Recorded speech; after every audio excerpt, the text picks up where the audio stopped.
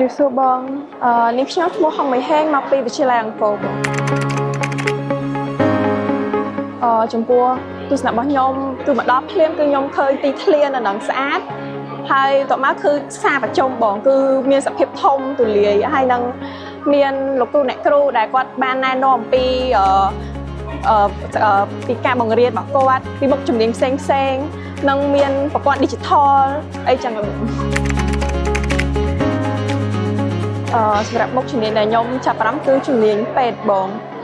ពីព្រោះអីគឺខ្ញុំមានបងស្រីម្នាក់ដែលគាត់ជាដុកទ័រកំពុងតែសិក្សានៅពេញ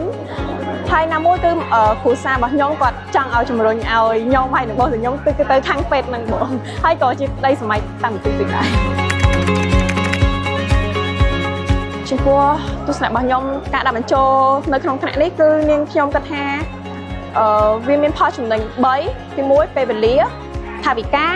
និងសញ្ញាបត្រពីព្រោះសញ្ញាបត្របានដល់ទៅ3សញ្ញាបត្រឯកទេស Diploma in English and Digital and AI ហើយគឺជាភាសានោះគឺងាយស្រួលទៅដល់និស្សិតដែលគាត់យកទៅសិក្សាជាបន្តហើយនឹង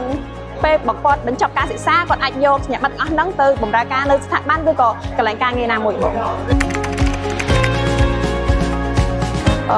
ចំពោះការរំពឹងទុករបស់ខ្ញុំគឺខ្ញុំបានបទពិសោធន៍ថ្មីពីសិស្សច្បងក៏ដូចជាលោកគ្រូអ្នកគ្រូដែលបានគាត់ចែករំលែកហើយនឹងដឹងកាន់តែច្បាស់អំពីគោលបំណងខ្លួនឯងថាចប់ទី12ហ្នឹងចង់បានអីឬក៏ចង់រៀនមុខជំនាញអីកាន់តែច្បាស់បង